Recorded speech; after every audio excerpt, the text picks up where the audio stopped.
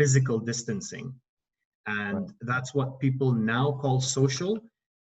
We don't want to call it social anymore. And the World Health Organization also is asking people to refrain from calling it social distancing and focus more on physical distancing. And the reason behind it is we still want people to be social in the end and not completely forget about that aspect as well. Exactly. I believe the same, like social distancing, we always say like, okay, I'm an introvert, I stay here. But like in an event industry, we have to deal with people, we have to talk to them. So social distancing might not be the term. I feel the same. It can't be physical distancing. So what do you think about event phases be with COVID-19? So currently what we're doing is we're looking at it in three, well, it's two major ones, but kind of in three if you want to have, if you want to talk more. First is the during phase, which is what we're living through right now. As you're aware, a lot of events are postponed or canceled. That's not any new information, and there's still shows being postponed as we speak. This was the hope that shows will return back in June and July, which is not the case anymore. There's some maybe mini events that might happen, but they're all looking at virtual. So that's where organizers and different entities are experimenting with webinars like what we're on right now, using different platforms, trying to speak, keeping in communities engaged, maybe organize a virtual event. A few have tried. Of course, there isn't that standard yet for what a virtual event is.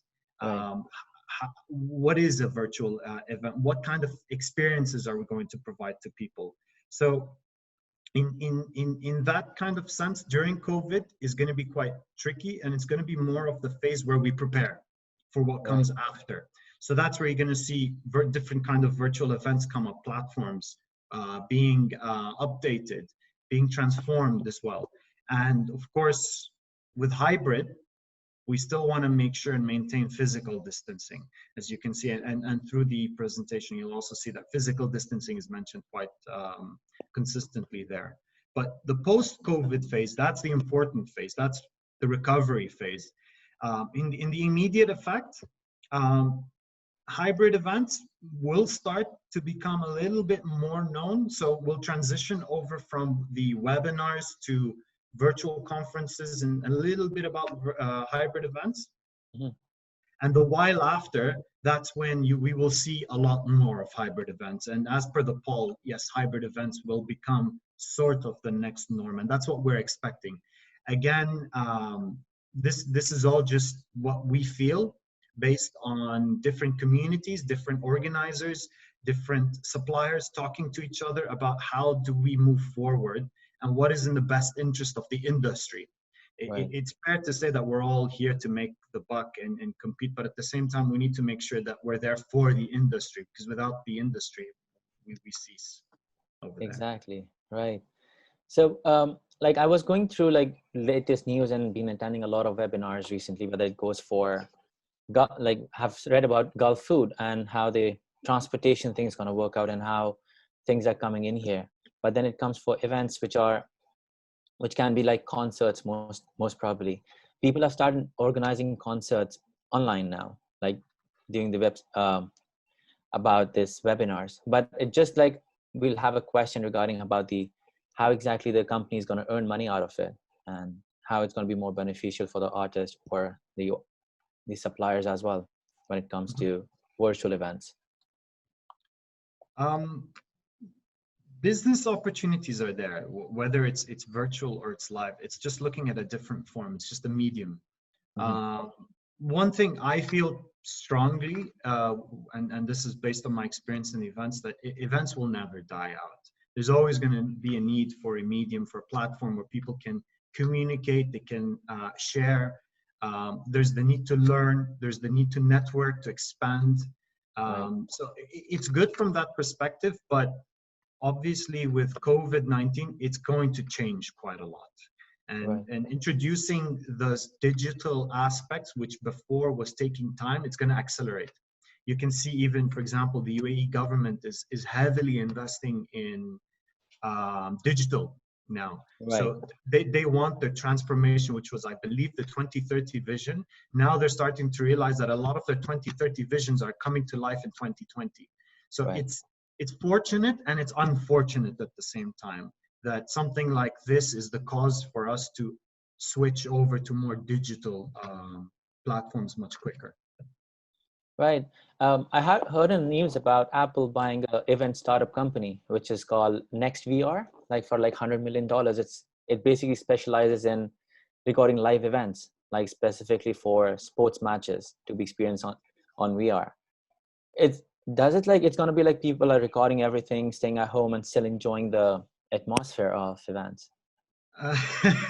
I'm not sure if that's the most the healthiest approach, but there are more virtual experiences coming out. So, for example, Formula One, which is a very heavy industry Right. in terms of the money it generates, right now are doing virtual series where their drivers are racing against each other on consoles or whatever may it be, just to keep crowds entertained, but at the same time to keep the sport alive. So, Right.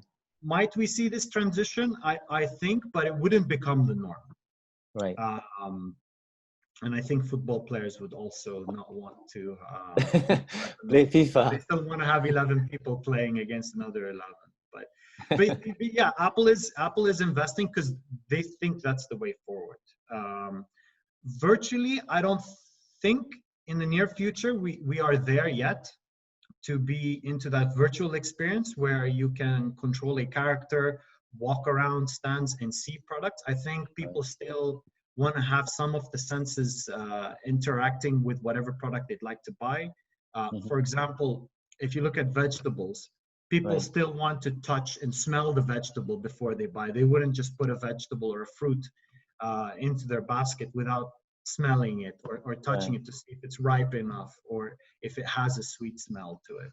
So, Right. so yeah, it's going to be a little bit of mix of both. The ones that don't wish to partake will look for the virtual experience, and the ones that do, they'll have the opportunity through the live event. True. I'm with you with this. Like, yeah, hybrid is good. Like for us also recently, example, like if you have given for a vegetable market. So I was buying I was trying something towards getting delivered the vegetables. So we tried to deliver, but yeah, like it doesn't feel like it's the same thing. And we didn't like delivering things. Like it's good to go get things yourself, and then you're satisfied with the product also which you're buying. Even it goes for events, like when you go and see the machinery, how it's working for a product which is there being displayed in the exhibitions. So I think that will still be there. Yeah. All right. Moving forward, what do you think about the impact to be for events and what regulations might be imposed? Again, all of this is just us thinking and brainstorming ideas. So whatever we might talk today will evolve tomorrow.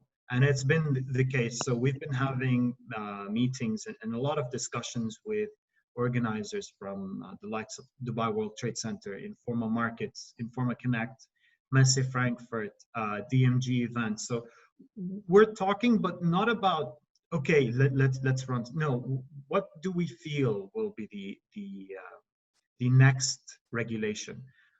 What will visitors want? How will they feel safe? Again, it's all about giving them the right message. So we've started looking at areas where there will be the heavy impact. No doubt registration is the first main concern. You're going to have parkings, elevators. So if you look at, for example, now Dubai Metro is only allowing 2 people per elevator. Yeah. That will become something similar. You're going to have hall access. Right now, before we used to get a crowd up of people just at the hall entrance waiting to go into the halls. That's going to be a no-no towards events. So it's going to come down to us to manage this properly, because at the same time, again, safety is all what's important right now. So giving that safety or comfort feeling to people needs to be maintained one way or another. And this will come from a bunch of places. One, it'll be from the governments, so government mandates, which is something everyone has to follow. Venues, so Dubai World Trade Center is working on regulations right now to ensure that all organizers, suppliers as well, follow these measures to ensure that safety is being targeted. And of course, attendee levels, it's always going to be, visitors are going to also expect some sort of safety measure. And that's what we also need to address. So it's not just what we feel, it's also what other people feel. And I'm sure if you ask people in the audience, how do they feel, there's going to be a lot of different input about it. So it's very important that we listen to everyone and we make sure that everyone's concerns are being addressed in there.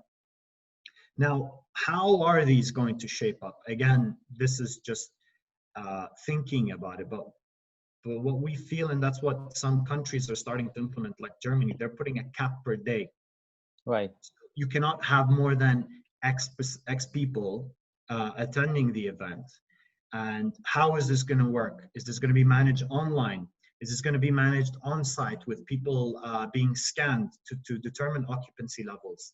One of the things we're thinking is having integrations where on the online page we can display the current occupancy, because at the same time, as a customer, it's all, COVID is enforcing quite a lot of things, but we also need to maintain customer journey, customer satisfaction, and that's always going to be important. How do we keep customers happy, specifically in an environment that can change within seconds? So you could wake up in the morning and decide, okay, I'm going to go to the event, and you go there and they tell you at the door, I'm sorry, you're not allowed in, you need to wait for someone to leave.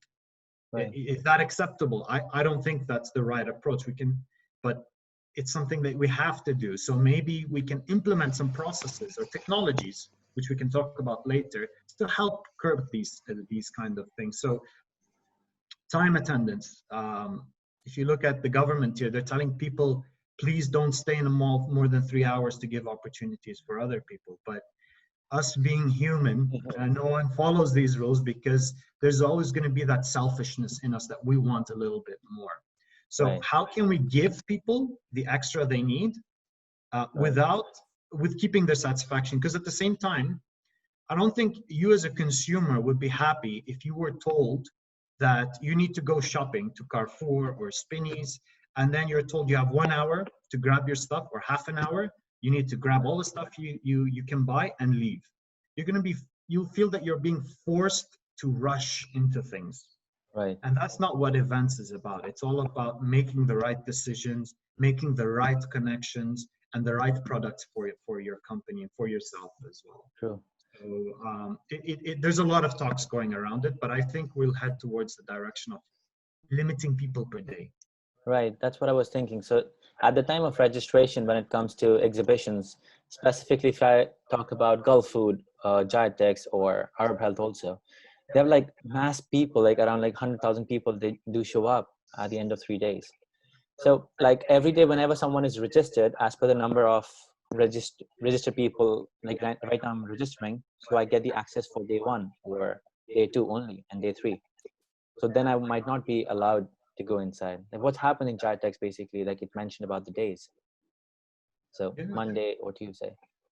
Actually, interesting to see. I'm not sure if we can add this late minute poll, but it'll be quite interesting to see at the later stage. Maybe you or Sal can add that in. That what do the audience feel if we were to put time constraints on? Will people follow? First, will people show up on time? Which is the biggest question we have. And the second, will people adhere to these times? I'm curious to see what people think. From my perspective, sorry? We can tell them to answer in the chat box here, chat box. So what do you think about it? Yeah, I mean, feel free, audience, to put your input. I'm curious to hear more about this. I feel no. People will want their own time. And that's what we see even before COVID. People followed the timings that they needed, and even after the event finishes, they still stay behind. So it doesn't change in that aspect. Yeah, that's what we are getting now. Some people are saying Dubai times lateness is expected. Won't follow time once. People are people. Exactly. People are people. So I think limiting the number would be the right approach, but not limiting it per day. I think in conjunction with limiting it with the real-time data that you get from events. That's going to be very important, getting the real-time data and sharing it, because you don't want to limit to 18, or for example, in here, 18,000 people, but then if 10,000 of them leave and you have another 10,000 that want to come in, why not give them the opportunity? Right. But to measure it's kind of a bit difficult. But like some people, they say like it's good to limit per day. It's better approach. I mean, we'll have to see. Another thing is something that has come up with a few organizers is they think they might extend the show days. So instead of having an event for 2 days or 3 days, it'll become 4 days. They might extend. So for example, if you have an event that goes from Sunday to Thursday, they might push it over to a Friday to allow for a few people in. Some other discussions amongst people are giving exhibitors the opportunity to vet people that register, or real-time vetting of people that register. As you know, with the events industry, there's a lot of people. We have some personas where we classify people as. Some of them are networkers. They come to just enjoy networking, meeting new people, new event professionals. You've got people that are learners, that their main purpose is to come and learn more from the conferences. You've got people that are browsers. They want to see what's new in the market, the latest technologies. And you've got people that are there for the sake of being there. And that's what exhibitors would not want to see more of. They want to see more of the people that they can make business with, that they can deal. Conferences want more people that are willing to learn. And that will be effective for conferences and exhibitions that are co-hosted or co-located at the same time. So where can we get the best out of people? Is it through vetting? Is it fair if we impose vetting from organizer level or from exhibitor level? So it really varies. Or do you think it, like before the exhibitions, if you're doing exhibitions, so before the exhibition we can have a virtual webinar where all the exhibitors are there, their booths are mentioned on their websites, and the consumer, the customer or the visitor who's going there, who wants to be in the exhibition, they can go and specify which exhibitors they are basically looking for, or the category wise, that if it's a technology based, I'm looking for VR, or I'm looking for some other technologies. That way I just put it in, and then might be I get more easy access and the organizers get to know. Yeah, I think in that regard, there's going to be a shift from having the pre-event now. So all the communications that happen, you're going to see that more in webinars. People talking about what is going to be discussed during the time, or teasing a few things before the real event comes. But the best thing, and that's something I'll talk a little bit more of in technology, is what technologies will be able to smoothly transition the time before the event to the time during the event using the same technologies, and how staff, also temp staff, will play an important role in that transition as well. Yeah. So, okay. So before that, let's talk about something about the impact on registrations. What do you think about that? So the poll that you introduced on registration, I think it's a mix of both. Traditional online methods will remain. One thing that we've been voicing for a long time is get rid of your paper forms, keep things online, let people learn a lesson that if they don't register online, they can't attend. Of course, that's a bit of a harsh message to say back then, but we wanted to encourage people more through reducing on-site registrations and keeping online pages live during the event. So we feel that moving towards a paperless industry, the event industry, is the right way, and it's safer for the environment, of course. Online registrations simply through scanning a QR code. So not sure how many of the audiences have been out to the malls lately, but the other day I was out with my wife, and we went to a restaurant and they stopped serving the menus. They asked us to scan a QR code that opened up the page of the digital menu that they've transformed. And within there, we selected whatever item we desired to have for lunch. Okay. and we were forced to make the payment online. So there was no form of transaction or interaction with the waiter. Of course, he was there to answer any questions you had, but it was very nicely done. Pictures on each item, what is included in there, what's excluded, what's additional add-ons that you can have. And we made the payment, and it was all delivered to our table. We had our meal, and we went on. So people are going to become familiar with this. And there's no reason why right now introducing this form of registration wouldn't be taken up by visitors. We've trialed this at an event in Egypt, and there's quite a high number of people registering to scanning a QR code, and it's quite relatively simple. You just open up your camera and it automatically takes you to the page where you register online. But coming back to the point on the actual physical impact, and more I think what some of the audience or the tent staff would like to know, is it'll be somewhat of a dual transition. Mm-hmm. On-site registrations will go eventually. I think that's the right way forward. Keeping on-site registrations is not safe through COVID times. And I think for the future, it's much better that we evolve to a more technical background of registration. But with our, for example, one, of course, all companies have their own methods, but we have a fast track registration where you literally don't need to touch anything from the equipment. You scan your barcode, and the system automatically recognizes you, cuts the badge, and all you're doing is interacting with your own badge you're taking, and you're on your way into the event. So yes, this will happen. Walk-ins, why not register on your mobile phone? I think anyone that says or uses the excuse, I don't have a smartphone, is either lying or they physically forgot their phone. And we need to be honest here. A lot of them just use the excuse, I don't have. Why? Because we as human, we love to stick to old habits. We don't like change. We don't like sudden change. Let's just put it that way. We like it to happen gradually and as and when we accept it. However, now people are accepting gradual and sudden changes only because of the situation. And it's unfortunate, again, that something like this had to happen for people to accept sudden change that was more environmentally friendly and beneficiary for everyone. Right. We got a question. They're saying about like the registration, like you said, people can come, they can register, or they have already registered. If they are not registered, they come on site, scan the QR, and then they register and go. But sometimes there might be a lot of people, they just want to walk in without registration as well. So how do you think about the security systems will be there as well? So how do you control that?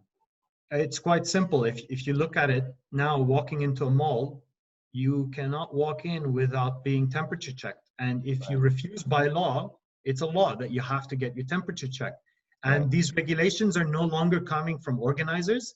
These regulations are going to be coming from the governments and from venues as well. So it's something that people have to abide to. And it's for their own safety. And I think if people don't wish to abide by these, they're being a bit selfish here. And I don't think organizers would want to host people that are endangering the safety of others. And I don't think people now will accept that kind of behavior either. Okay. Even it goes for the paid shows. Like people, they have to pay, or people, they don't have their credit cards or debit cards, or people are coming from outside UAE. So to register them as well when they have hard cash. So how do you think that registrations work out then?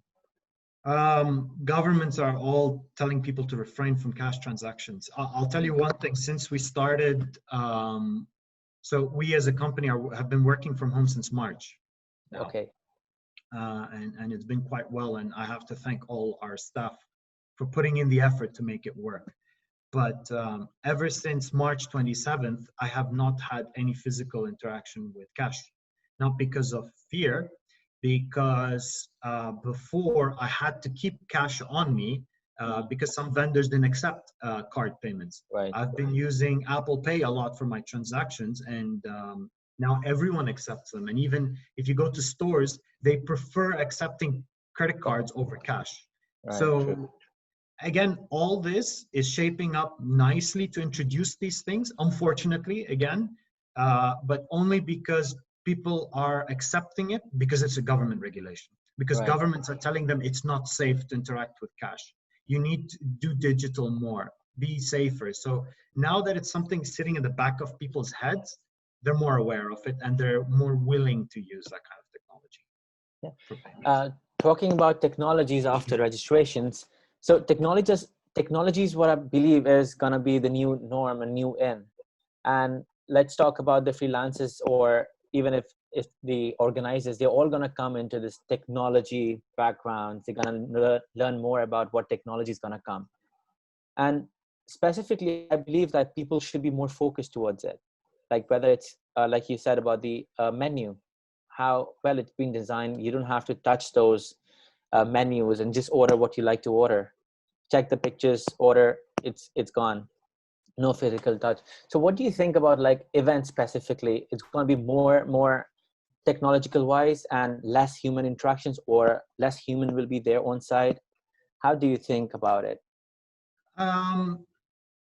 There's many things actually about technology. The good news is, yes, there's plenty of technology. There's a lot of new technology coming out.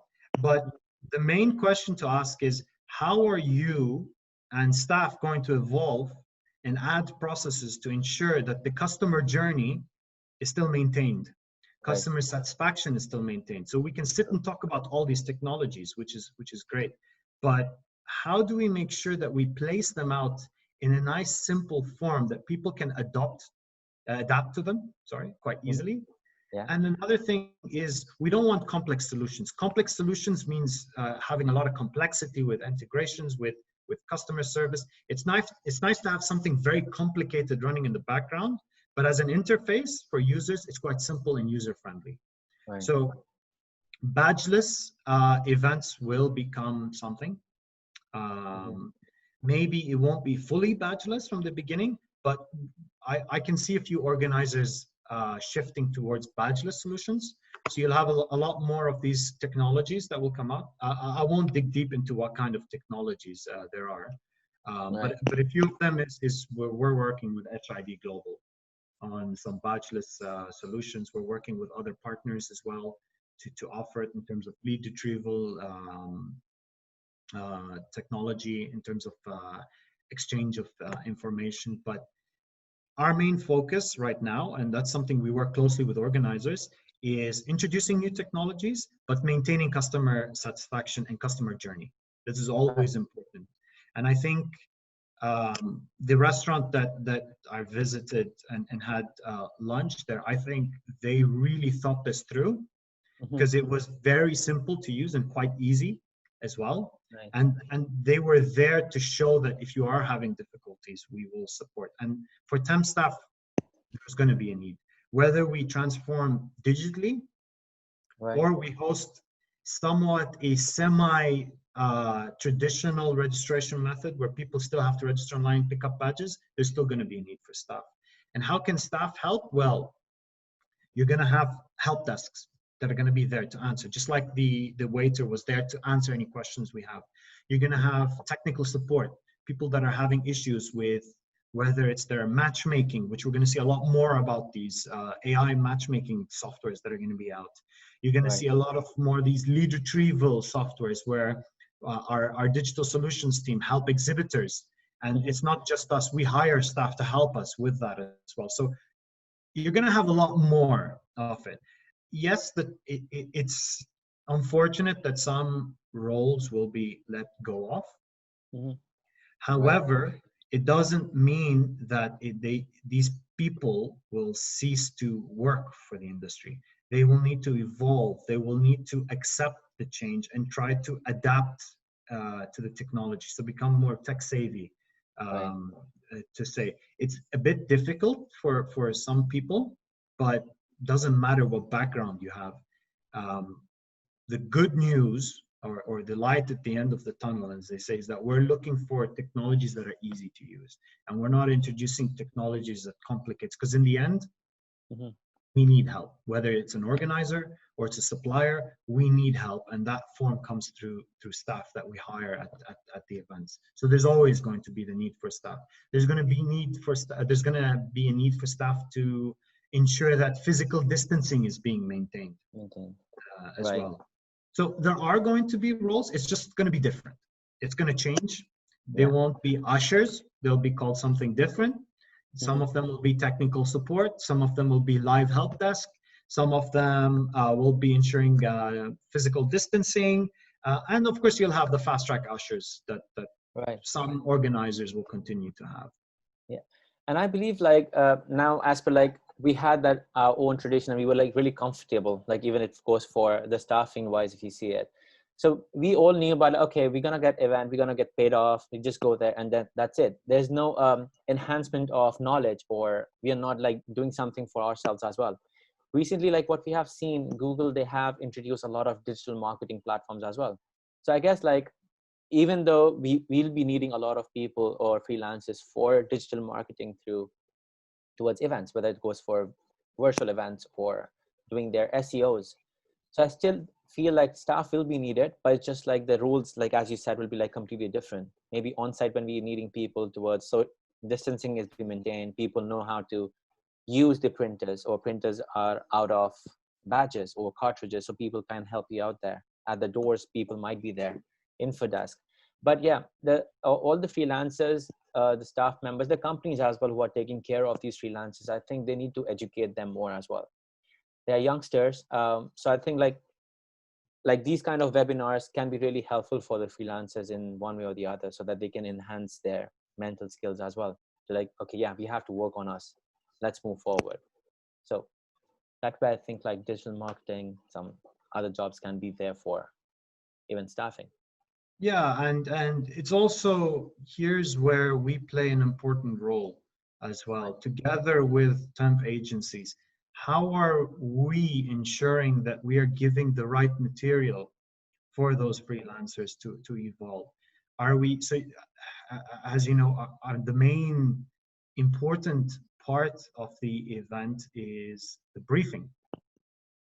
And if we don't do a proper briefing, the staff won't have the right information, which means they're giving the wrong information to visitors, which means we're ultimately killing our customer journey. So briefing and ensuring the right information, the right content, the right material is being provided to the staff will always be there. So yes, freelancers should expect to a certain extent support from whether it's organizers or it's suppliers, but at the same time there should be the willingness to adapt and to take up more digital technologies, which is something we will see. And it's a must. Ross, we got a very interesting question. It says like, how can we improve our career? It's an advice how we adapt in this COVID-19. Reading. So one thing I do quite a lot is I keep checking on the news, what's happening, what are the latest technologies coming out, watching some demonstrations about them, watching live event releases. Attending webinars, for example, is one thing that can help staff a lot. It's more into each one individually. How well do they convince themselves and put themselves in a zone where I have to change, I have to adapt, and putting in the effort, it's there. These days, looking at someone that has the best experience doesn't necessarily mean they are the best fit. When we look at stuff, we try to look at them at different angles. One is passion. True. What do they like to do? Asking people about, okay, how much do you know about a product, or how do you tackle this problem? How do you solve that problem? That's one way to look at it. But asking someone, for example, what do you do in your free time? What are the creative things that you like to do? Take up. These things will give you insights into people about how willing are they to change. And change is something important here. And people that show that they have the right mindset to change are the ones that will continue to move on. People that put in the effort, these are the ones that will be recognized. People that sit back and say, well, this is killing my income. How am I going to survive on this? Or for example, if we were to sit and not adopt to digital solutions as a company, we would be suffering by now. Right. And at times it's just something that you have to just force yourself. But how do you do it? It's not just putting yourself in a corner and saying, you're going to read all this. It doesn't work like that. It's self-education, watching webinars, attending series, trying to keep up with the latest news, community speeches. So something that you're doing is very great, where you're bringing people together to discuss, to talk. They can raise concerns. They can ask these kind of questions like, okay, what can I do to solve a specific problem? Someone else will have the solution to it. So it's all about teaching each other and sticking together. And that's what we're doing in the industry. We're staying together. We're trying to help each other, whether so it's not just at freelancers, it's even between suppliers and organizers, and even between different organizers, where they communicate to each other and they say, hey, let's help each other. You'll find organizers that are hosting each other on webinar series, which is something that may not have happened before. And something good to see, because here we're showing solidarity together. We're showing that we're willing to work together and overcome all these difficulties together. And again, to all the audiences, we are all in this together. And it's a bit of a cliche kind of thing to say, but it is true. Everything we do, we have to do it together. There's always going to be a need for freelancers at events. Without them, some basic things can't be done. And the basic things are the most important things. You can add the most complicated self-assist solution. It will not run on its own. And there's going to be that need for people to help it run. Help it run. Exactly. Like that, it goes like collaborations, whether it's your competitor or, like you said, the organizers are doing their webinars. That's so helpful. Like everyone gets to know what the market is and how we can support each other in one way or the other. So I think like collaborations is really good. And you talked about something about freelancers, that what the basic, they're like me as a person, like if I'm doing events, but what else do I do? Like at this time I can't just sit at home and do nothing. So we did a survey with our freelancers, basically asking them what exactly excites them, like other than work or study, what do they do?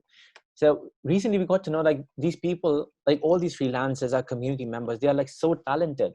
Some people are amazing singers. They don't sing.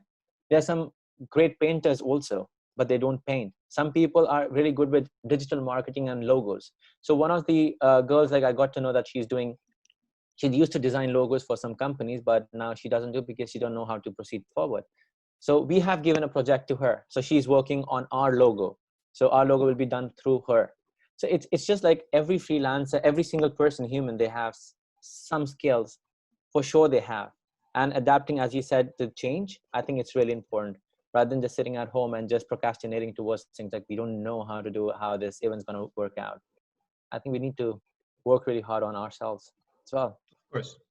Of course. And it's with everyone. It doesn't matter if you're a freelancer or even you're the CEO of a company. There's always going to be a need for you to do your job, but do more. Step out of your comfort zone, but do it in a smart way that is helpful. Don't do it to try to show someone that you can do it. Do it out of passion. Do it out of because this is the right thing to do. So whether it's painters or digital marketeers, you can always offer help. Hey, I'm here to help. Let me help out. For example, the person that's helping you out with your logo, who knows where that might lead? Someone else might see it and say, hey, this is something great. Did you do it yourself? No, we got the help from this person. And then they become somewhere. It's all about creating opportunities for yourself. How do you do it? Through passion towards what you do, and doing it without trying to look left and right. Is he looking at me? Are they seeing what I'm doing? Kind of thing. And that's quite important as well. Change and adapt. Exactly. I have one question, Vas. Seems interesting. It says like, how do you think the companies will respond to exhibition conferences, especially after the current economic crisis? Will companies have budget to participate in such events, which in return, how badly will affect organizers? there's a little bit of sensitivity to answer there, but briefly, the business is impacted. There's no point in lying or hiding anything there. But will there be events? Yes, there will be events. Will there be conferences? Yes, there's going to be conferences. The event industry is a platform, look at it, in connecting people, sharing content, and at the same time expanding. People come to exhibitions to look for new products. They come to exhibitions to see the offering. It's where everyone gathers and displays their product, and that's where you can come. Rather than doing it like in the old days, walking up and down the street, trying to find different shops that offer these products. No, going to an event that is catered to your needs, that is also providing you with what you want. Because in the end, that's what organizers do. They find out from the market what it is that you want, what are you looking for, and what interests you as an attendee, whether it's conference topics, learning about new technologies, learning about adapting to things. These are the conferences that will come up. And right now, there are quite a lot of conferences that are being broadcasted live for free for people, whether it's live coaching, or it's adapting to a specific technology, or it's telling people to read specific books. So it's going to go. It's going to go on, and it will go on as well. How? It'll be a gradual process. So it's not going to pick up tomorrow morning. We'll all wake up and we've got to be on site at 7:30 to start registering people. No, unfortunately not. It will start, as we said in the beginning, it will start virtual. So webinars, just like what we're on right now, will be the first thing, and that's the most popular thing that's happening now. The next thing is the virtual experience, and that's what we're going to see in the near COVID or near post-COVID time. The time after, that's where it's going to evolve into a hybrid series, and it will remain like that for quite some time. Right. There's one more question. It says, human touch. People are so used to talking to actual human. Do you think live interactions would be a better solution as compared to robotic automated systems?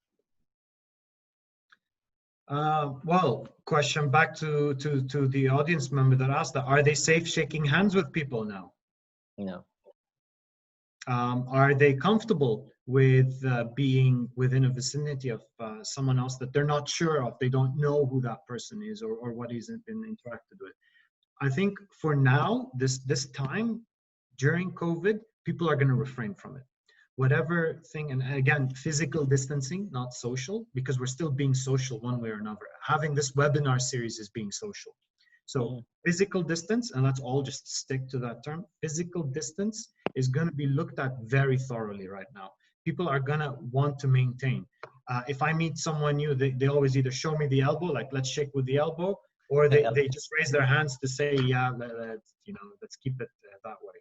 Slowly, we as humans always fall back to our old habits. So yes, we are going to go back to shaking hands at one point or another. I think we still do it within family members where we hug each other. That's fine, or best friends. But it's going to transition slowly with the events industry. So live interactions will come back, but it's going to be offered. And that's the hybrid model. Those that want can. Those that still don't feel it's the right way forward, they can still opt in for the virtual experience. Right. Boss, this is a nice question. It's regarding the payments for the freelancers. So a lot of freelancers, like what we have been like, as per our experience also, we have seen like a lot of freelancers, they dependent on event money, and they don't have their bank accounts or even the exchange houses sometimes, like, because if there are some companies are paying them through exchange houses, they deduct a lot of money, sometimes 5, 10, 20 dirhams from every transaction. Do you think there can be another technology-wise, the banks would help these freelancers who don't have a proper salary, so that way how they can get the money? You're going to see that change. I think Emirates MBD has been quite on it with their Live account that they've been offering. Yeah. And you see even banks started with the whole digital transformation. So Live is a division within Emirates MBD. I think it's a great initiative. Right. Of course, I have reservations towards the approach they started with, but that's normal. However, the idea, the concept that they did was very, very nice. You Yeah. could go for something that offers you lower fees or no fees. You could go ahead with something more digital that you can self-serve yourself at no fees. However, it's digital. You have Right. a problem, you raise a ticket online and it gets solved online. Yes, it takes a day or two, but hey, that's that is a repercussion of having such accounts. So yes, you will find more of these kind Yeah. of banking opportunities for people. And maybe it's good now to look at it. You'll have some bank opportunities where together with, for example, with the agencies that offer these freelancers, they might have contracts with these companies that will Right. offer, okay, fine, if you process all your payments through us, we'll give it to you at very, very low fees. And that's something that might become acceptable for agencies to take upon themselves. Right. I don't know the answer, but I know that the government is working and it's targeting everyone. So it's Right. not just businesses, it's people that work on freelance basis because they know there is a high community of these people working on freelance. So I hope that this is still the case and it's still being considered. Mhm. Emirates MBD really pushed on digital Right. and yeah. So, as you mentioned about live accounts, for our events, for our freelancers, also we spoke with them as well. So they helped us out with some accounts where they don't have to, they won't charge us, they won't charge the freelancers also. And it's really good that the freelancers, the youngsters from now onwards, from the early age, they start saving some money and they know they have their accounts all set. So they have like minimal charges, as in like you just have to spend like 500 to 1,000 dirhams a month if you spend, or you just have your salary transfer to that, which is like a minimum of 4,000. But like I spoke to them recently, they'll be changing this norm as well. They're going to make it like more lower than what it is usual right now. So it's going to be really helpful for them. Live accounts are like really good, really helpful for them. This is what I've been using as well. And Yeah, a lot of, and it's a good initiative, and I yeah, support it fully.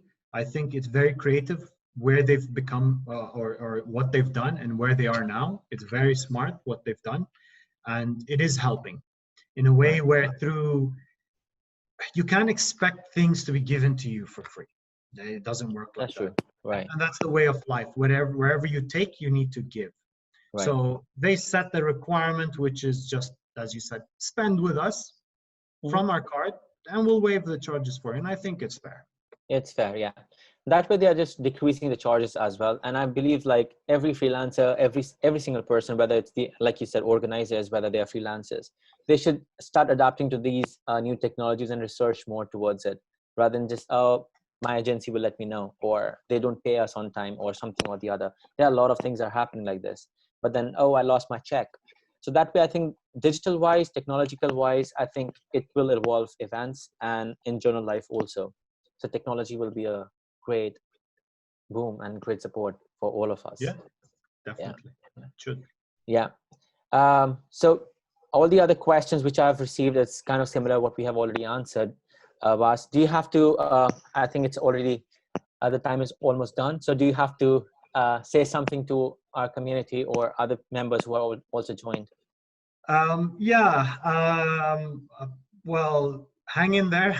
I guess we're all trying to as much as we can. Don't give up yet. We all know the freelancers will be required, but it's Yeah. more important that you stay in touch with technology, stay in touch with the agencies, and this is something I even reach out to agencies. Try to host sessions with your staff, speak to them more. Being Right. kept in the dark is something quite dangerous, and it can take a mental toll on you. And it's nice that agencies can host sessions. Forget about what competition, just keep it open to everyone, where you can share thoughts, share ideas, express. Because if someone answers your question, that gives you mental relief. Right. Hopefully in a positive way, of course. But if you have a concern and that concern is being addressed, you'll feel relieved. And if you feel relieved, that allows you to expand your opportunity, allows you to excel as well. And Right. as long as there's platform and there are leaders in this industry that will lead people, regardless whether they're part of a freelance or they're part of another company, it's important that we work together, as you said, irrespective where we are, because in the end, if we don't, I'm afraid that's where we will fail in quite a few things and might not pick up back where others might excel in, because they've worked with other people. They've brought people together as well. Yeah. Thank you so much for all this information, and yeah, thank you so much for boosting our community as well. And I've seen like some of the people are from different backgrounds as well, and some of them from our competition as well, which we don't believe in it, and some of the organizers are also here. So I think it's going to be good education for all of us. And guys, we'll be sending a feedback form to you now on this chat, so it will be great to send us a feedback. And as Vas said, we'll be organizing some more webinars moving forward. And recently, the next webinar is going to be something about virtual working, like work from home, how it's going to work out, and how more education you can get towards working remotely. So I hope to see you guys there as well. I think like Vas, that's from my side. If you have anything, all good. All right then. Thank you guys. Thank you so much for coming today. Looking forward to see you for the upcoming webinars. Thank you so much. Thank you so much, Vas. Bye. Have a nice day. Take care. Bye.